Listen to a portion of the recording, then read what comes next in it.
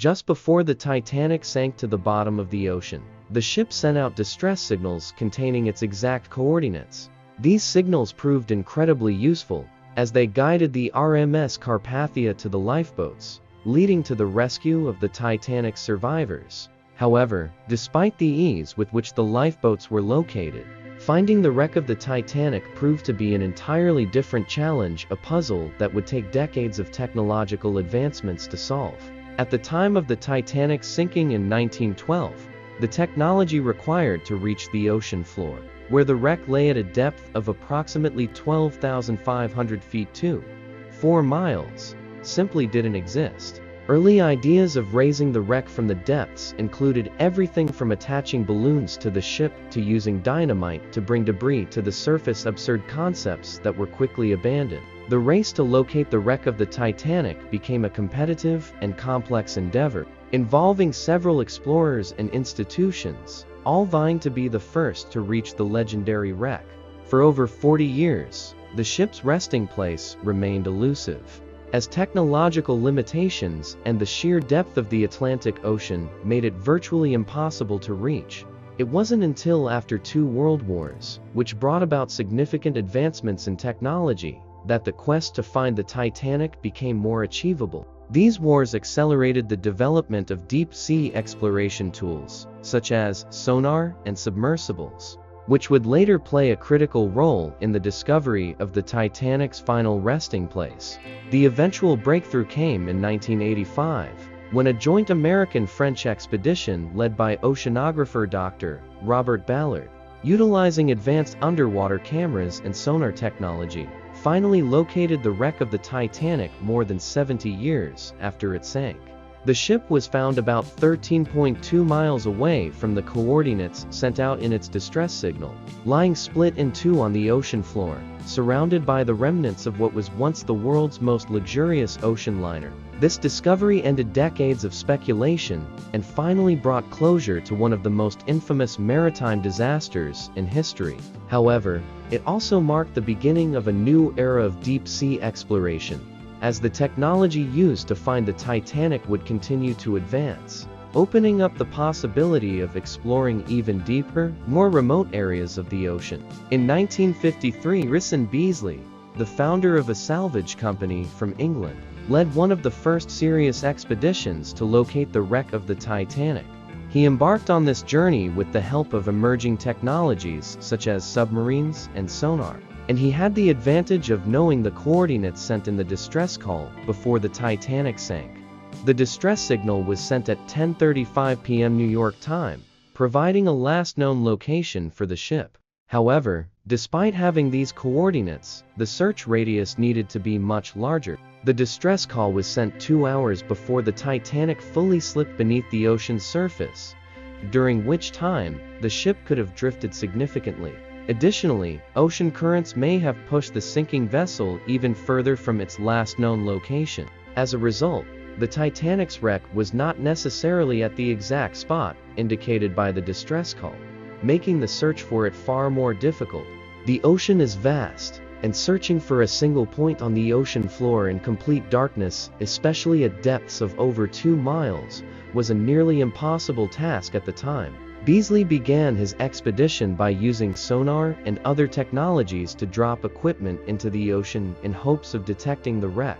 But, like many others before and after him, his expedition was unsuccessful. It would take several more decades of technological advancements and collaborative international efforts before the Titanic was finally discovered in 1985. Despite Beasley's failure, his efforts marked an early chapter in the long search to uncover the final resting place of the Titanic.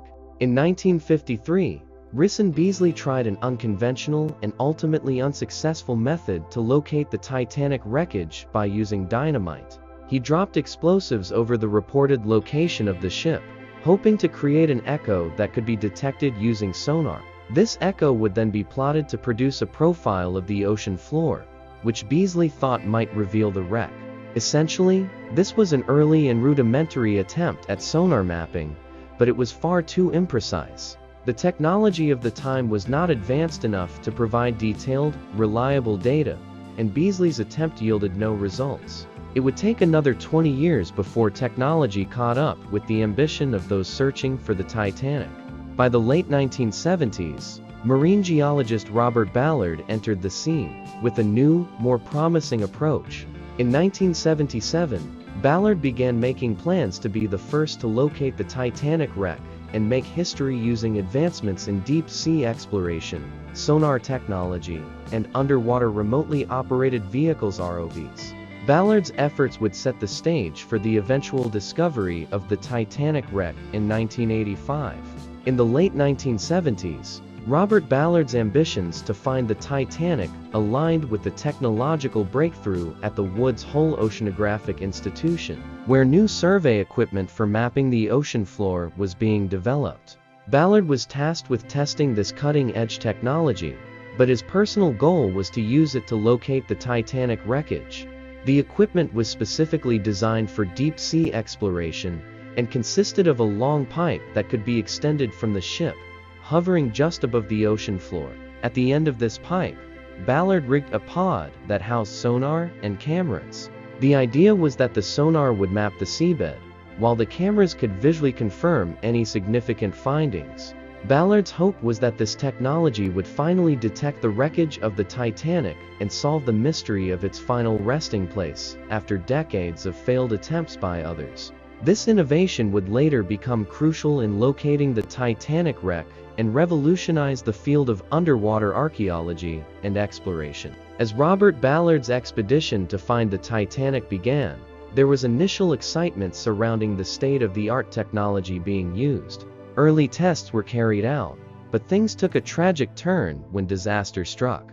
The drill pipe, which was crucial for deploying the sonar and camera-equipped pod to the ocean floor, unexpectedly broke. Thousands of feet of pipe, along with the expensive equipment, plunged uncontrollably to the depths of the ocean. This mishap not only abruptly ended the expedition, but also crushed the hopes of the crew. Ballard was left heartbroken and embarrassed, as the mission was halted before it could even truly begin. The loss of equipment was a major setback, not just financially, but also for the long-standing dream of finally locating the Titanic wreckage. It seemed like yet another failure in the decades-long quest to solve the mystery. However, this wouldn't be the end of Ballard's efforts. Despite the major setback, he remained determined to one day return to the site and complete his mission. After the disastrous expedition, Robert Ballard returned to the Woods Hole Oceanographic Institution empty-handed, without the expensive equipment he had been tasked with testing. His failure to locate the Titanic, or even come close to any significant findings, weighed heavily on him. Even as technological advancements in deep-sea exploration continued to progress, the challenge of finding the Titanic remained. By this point, the technology existed that theoretically made it possible to locate the Titanic wreckage. Equipment like advanced sonar and submersibles capable of reaching extreme depths had been developed. However, the real obstacle now was securing the resources to fund such a costly expedition. Undertaking a mission of this magnitude required substantial financial backing, something that wasn't easy to come by. Even with the will and the technology, the sheer cost of mounting another search expedition kept the Titanic hidden from discovery a while longer. Ballard's passion for finding the lost ship, though, had not waned, and he would need to wait for the right opportunity to come along that could finally make the impossible seem possible. Jack Grimm, the eccentric Texas oil tycoon, was known for his fascination with the mysterious and the unknown. After pursuing ventures like searching for Noah's Ark and the Loch Ness Monster, Grimm set his sights on solving one of the greatest mysteries of the 20th century, the location of the Titanic.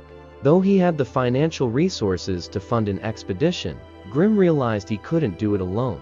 He needed a team of experts and advanced technology to locate the shipwreck that lay over 2 miles beneath the ocean surface. Recognizing this, Grimm donated $300,000 to Columbia University's Lamont Doherty Geological Observatory. With this donation, he aimed to tap into the institution's expertise in marine geology and sonar technology. In addition to providing funds, Grimm's partnership with the university gave him access to a team of highly skilled scientists who had experience in mapping the ocean floor. Together, they hoped to apply modern techniques, such as sonar mapping and deep-sea imaging, to the search for the Titanic. Grimm's ambition and willingness to invest heavily in his pursuits once again raised hopes for finding the long-lost wreck. However, despite the financial backing and scientific expertise, finding the wreck of the Titanic remained an elusive goal, as the vastness of the ocean and the challenge of navigating underwater currents continued to complicate the search. Nonetheless, this partnership set the stage for what would become one of the most anticipated and high-profile expeditions to finally locate the Titanic after decades of mystery. Once Jack Grimm's expedition was finally underway, the crew, led by renowned scientists Dr. William Ryan and Dr. Fred Spice, headed to the coordinates provided by the Titanic's distress signal. The plan was to use advanced side-looking sonar technology to map the ocean floor and hopefully locate the wreckage of the Titanic. Side-looking sonar, attached to a long cable, was towed along the seafloor. This sonar system worked by sending out sound waves and measuring how they bounced back after hitting objects on the ocean floor. The data collected would create detailed images of the ocean's bottom, showing anything unusual, like large objects or debris. The idea was that the sonar would help reveal the massive ship lying beneath over 12,000 feet of water. Despite initial setbacks, including Grimm's insistence on bringing his monkey, Titan, as part of the expedition's bizarre approach, the team focused on their mission. Cooler heads prevailed after the scientists threatened to leave if the monkey stayed, and Jack Grimm finally agreed to leave Titan behind, allowing the scientific team to carry out the expedition as planned.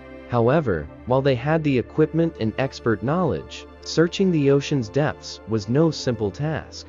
The ocean floor was vast, and with only sonar images to guide them, it was akin to looking for a needle in a haystack.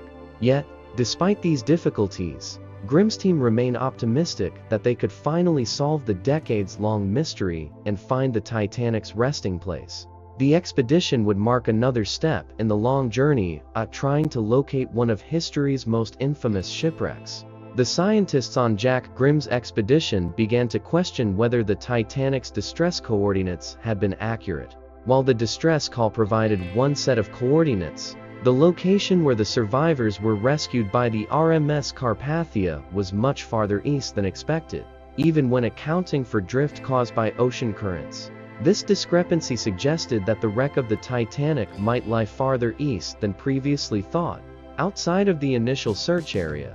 Despite their advanced sonar technology, the team came up empty-handed after scanning the area of the original coordinates. Side-looking sonar, which was highly effective at mapping large areas of the seafloor, had revealed no significant shapes or debris that could be linked to the Titanic. The magnetometer, used to detect metal, also failed to pick up anything of note. This raised doubts not only about the coordinates, but also about whether they were even looking in the right place. The team was left with a tough decision: either continue searching based on the initial distress signal, or expand their search area farther east, where the survivors had been rescued. With each day that passed, the cost of the expedition increased, and pressure mounted. But despite the lack of immediate results, the groundwork laid by Grimm's expedition using advanced sonar and magnetometers set the stage for future efforts, which would ultimately succeed in locating the Titanic. This realization that the coordinates might be wrong would later play a crucial role in shaping the strategies of the next group of explorers who would attempt to solve the mystery of the Titanic's resting place. This method involved systematically scanning the newly identified search area, much like mowing a lawn in straight lines, to ensure complete coverage. By using the side-looking sonar, the crew could effectively map the ocean floor in a grid pattern, maximizing their chances of locating the Titanic within the expanded search rectangle of approximately 1,500 nautical miles. As they began this meticulous process, the team was hopeful. The previous failures had not deterred their spirits. Rather, they fueled their determination. Each pass of the sonar created a detailed image of the seafloor, allowing the scientists to identify unusual shapes or structures that could indicate the presence of the Titanic. As the days passed, the crew worked tirelessly, and their efforts finally bore fruit. After hours of scanning, the sonar began to reveal some promising anomalies. The shapes detected were larger than typical geological features, and the magnetometer indicated a significant metal presence. Excitement buzzed through the crew as they approached these findings, realizing they were getting closer to uncovering the legendary wreck. The meticulous process of mowing the lawn paid off, leading them to the coordinates that would ultimately prove to be the location of the Titanic wreck.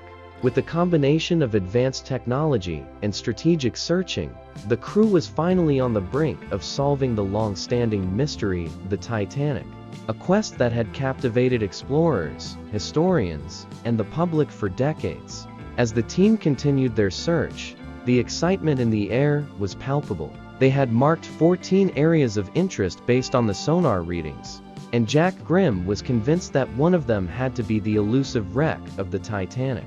However, the broken magnetometer left them in a precarious position, as they had no way of confirming whether any of these anomalies were indeed man-made or just natural formations. Adding to the mounting pressure, the weather worsened, with rough seas and strong winds threatening to derail the entire expedition. The crew faced tough decisions as they battled against the elements, and while they were determined to continue their search, safety was paramount. Despite the challenges, they pushed forward, hoping to gather enough data to justify further investigation of the marked areas. Time was running out, and the crew knew they had a limited window before conditions could force them to abandon the expedition entirely. As they prepared to conduct a final sweep of the last marked area, the tension reached a crescendo. Grimm and the scientists shared a mix of hope and apprehension. If one of these marks turned out to be the Titanic, it would be a historic moment in maritime history. However, just as they began to finalize their plans for the last pass, the weather took a turn for the worse. With safety protocols in place, the captain made the difficult decision to pull back and wait for the storm to pass.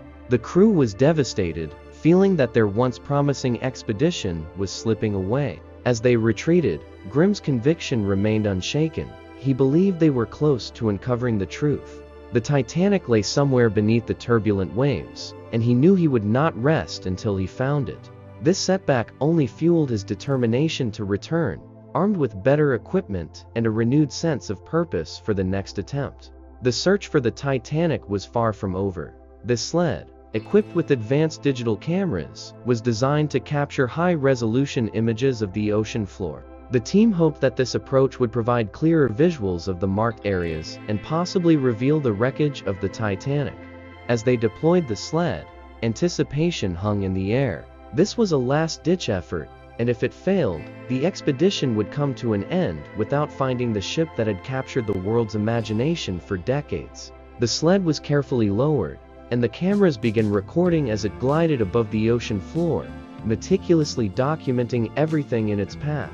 The crew held their breath, eager to see what the cameras would reveal. After hours of dragging the sled, the moment finally arrived to review the footage. The tension in the control room was palpable as the scientists, Grimm, and the crew gathered around the screens, their hopes hanging on this last attempt. As the video played, the team scrutinized every frame, looking for any signs of the Titanic. Initially, the footage showed a barren landscape, with rocks and sediment that seemed unremarkable. However, just as their hopes began to fade, something caught their eye, a dark shape looming in the distance. The crew's excitement surged as they focused the camera on the object. As the sled drew closer, the shape became clearer, and gasps filled the room. It was a large, recognizable outline, unmistakably resembling the wreck of the Titanic. The team could hardly believe their eyes. After years of searching and countless setbacks, they had finally found what they had been looking for. With adrenaline pumping, they meticulously documented the findings, ensuring that every detail was captured. The Titanic lay on the ocean floor, resting peacefully in its final grave, surrounded by the deep, dark waters of the Atlantic. The team had achieved the impossible, and the discovery would mark a significant milestone in maritime history. Jack Grimm and the scientists were ecstatic. Their perseverance had paid off. This expedition would not only confirm the location of the Titanic, but also paved the way for further exploration and understanding of the tragic events that had unfolded that fateful night in 1912. The mystery of the Titanic had been unraveled, and the world would soon learn of its final resting place.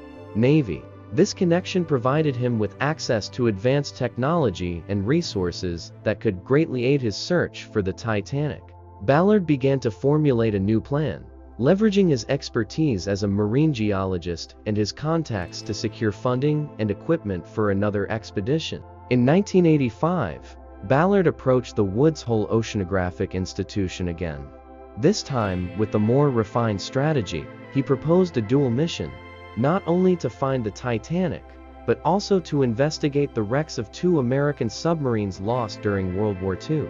This approach would attract additional funding, as the U.S. Navy was interested in recovering their submarines and learning more about their fates. With backing secured, Ballard and his team set out on the research vessel Nor, equipped with state-of-the-art sonar technology and deep-sea submersibles. The expedition aimed to locate the Titanic's wreckage using a combination of sonar mapping and the newly developed remote-operated vehicles ROVs capable of withstanding the immense pressure of the deep ocean. On September 1, 1985, after several days of searching, Ballard's team finally struck gold. While reviewing sonar data, they detected an unusual shape at a depth of approximately 12,500 feet.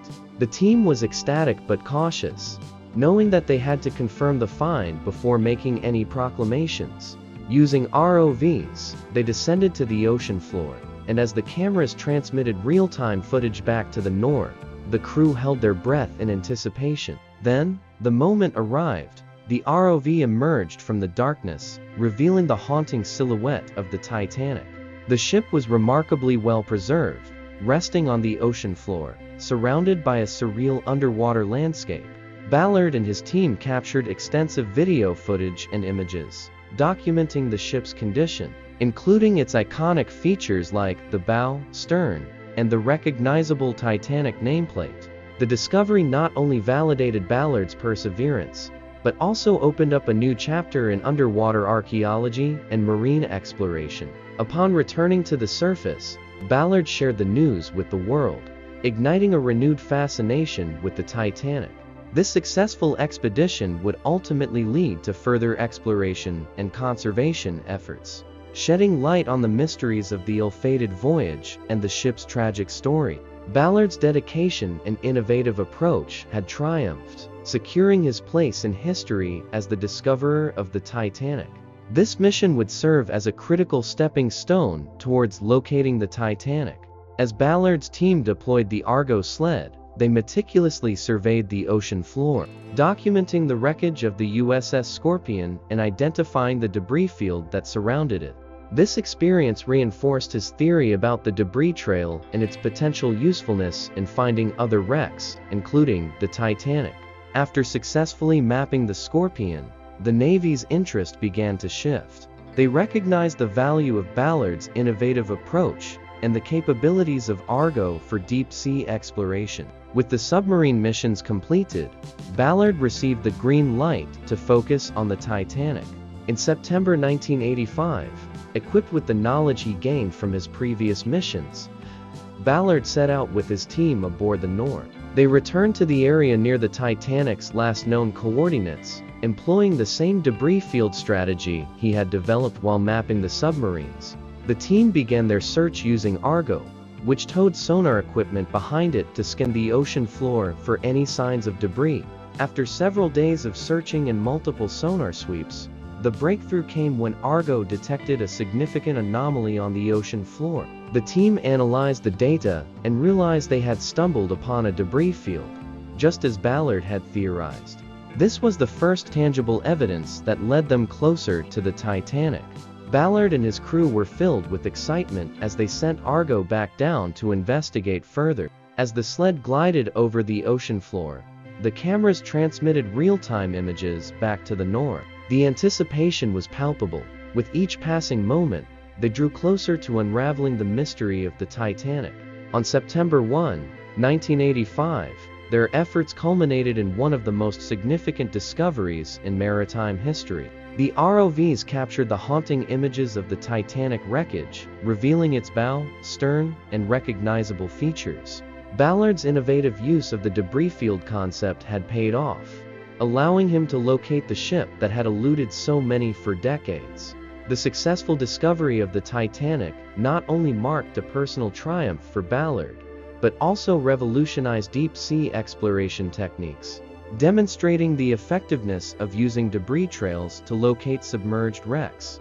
This expedition would lead to extensive exploration and conservation efforts, shedding light on the ship's tragic story and its place in maritime history. Armed with this knowledge, Ballard decided to focus his efforts on searching south of the Titanic's last known coordinates. He believed that if they could locate any debris, they could trace it back to the wreck site. As Ballard joined the search, he and his team meticulously scoured the ocean floor, using the latest sonar technology to identify any anomalies that might suggest the presence of the Titanic's debris. They employed a systematic approach, marking potential areas of interest while also accounting for the challenges posed by ocean currents.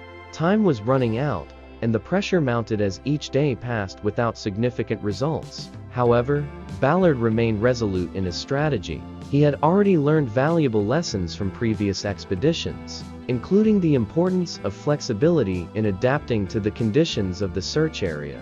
On September 1, 1985, after days of searching with no definitive leads, they finally received a promising sonar reading that indicated a large object. Excitement surged through the crew as they prepared to investigate further. With Argo positioned above the anomaly, the team sent the sled down to capture images of the ocean floor.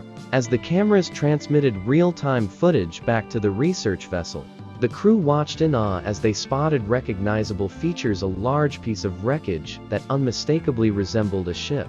The heart-stopping moment confirmed their long-held suspicions. They had indeed found the Titanic's debris field. With a renewed sense of purpose, Ballard's team closely examined the footage and took note of the surrounding features, using the debris to pinpoint the location of the wreck itself. The discovery of the Titanic marked a significant moment in history, revealing not only the physical remnants of the ship, but also providing closure to the tragic story that had captivated the world for decades. This expedition was a testament to Ballard's perseverance, ingenuity, and the collaborative spirit of the scientific community. The successful search and subsequent exploration of the Titanic would pave the way for further studies of the wreck and lead to significant advancements in underwater exploration techniques, ensuring the legacy of the Titanic would live on through research and preservation efforts. Natural formations. As the team analyzed the footage, they could make out what appeared to be a large piece of metal and a familiar shape. Their hearts raced as they realized they were witnessing a significant discovery. The crew continued to scrutinize the images, confirming that they were looking at remnants of the Titanic itself. Distinct features such as the ship's hull, large sections of the structure, and scattered debris suggested that they had finally located the wreckage. This was the moment Ballard had been waiting for, a culmination of years of research, planning, and failed attempts. The team's excitement surged as they communicated their findings, ensuring everyone was on the same page. They now needed to meticulously map out the debris field to understand the extent of the wreck and the surrounding area. With their new strategy of utilizing the live video feed and observing the debris field, they took care to document every find. They recorded the coordinates of the visible wreckage and noted the direction in which the debris appeared to be scattered. This was crucial for assessing the wreck's condition and planning for potential future explorations. Days turned into a week, and the crew continued their exploration of the Titanic's remnants, capturing stunning footage and data along the way. They collected information on the ship's structural integrity and how time had affected it since the sinking. The insights gained from this expedition were invaluable for understanding both the Titanic and the impact of deep-sea environments on shipwrecks. As the mission progressed, Ballard knew that their efforts would not only satisfy a long-standing curiosity, but also contribute to marine archaeology and the preservation of history. The Titanic, once thought to be lost forever, was now revealing its secrets from the depths of the ocean. and the world would soon learn of the remarkable discoveries made during this expedition as well. The images that came through the monitors were surreal. There, resting on the ocean floor, lay the remains of the great ship that had once been a marvel of engineering. The stern was recognizable, though time and the sea had taken their toll. It stood as a haunting reminder of the tragedy that had unfolded on that fateful night in April 1912. The crew meticulously documented every detail, capturing images and video to preserve the findings. They noted the state of the ship's structure, the surrounding debris field, and any identifiable artifacts that could provide insight into the ship's history and the events leading to its sinking. The excitement of discovery mingled with the solemn respect for the lives lost, and each crew member felt the weight of the moment. Ballard knew that this discovery was not just about finding the Titanic, it was about understanding its legacy and the lessons that could be learned from its story. They planned to continue their exploration, hoping to uncover more about the ship's condition and what it could reveal about maritime safety and engineering practices. As the crew continued to analyze the wreck, they found various artifacts scattered around the debris field, including pieces of the ship's furniture, plates, and personal items. These remnants offered a glimpse into the lives of the passengers and crew who had traveled on the Titanic. Each item told a story, and the team felt a deep responsibility to honor that history. After a thorough examination of the wreck site, the crew began preparing for the next phase of their mission. They would need to share their findings with the world and consider the implications of what they had discovered. The Titanic was no longer just a story of loss. It was a testament to human resilience and the quest for knowledge. As they wrapped up their expedition, Ballard and his team felt a profound sense of accomplishment. They had not only found the Titanic, but had also opened the door to new opportunities for research and exploration of deep-sea environments. The discoveries made during this mission would inform future studies and serve as a reminder of the importance of preserving maritime heritage. The team's hard work and perseverance had paid off, and as they prepared to return to the surface, they knew that their journey was just beginning. The Titanic, once shrouded in mystery, had been rediscovered, and the world would soon learn of the remarkable efforts that had brought it back into the spotlight. What transpired during this ambitious endeavor? As the operation commenced, excitement buzzed through the crowd on the cruise ships.